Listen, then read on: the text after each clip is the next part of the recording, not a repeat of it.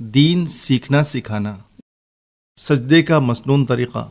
Number 1، دونوں ہاتھوں کے درمیان سجدہ کرنا۔ نمبر 2، سجدے میں ناک اور پیشانی دونوں کا زمین پر رکھنا۔ نمبر 3، سجدے میں پیٹ کو رانوں سے الگ رکھنا۔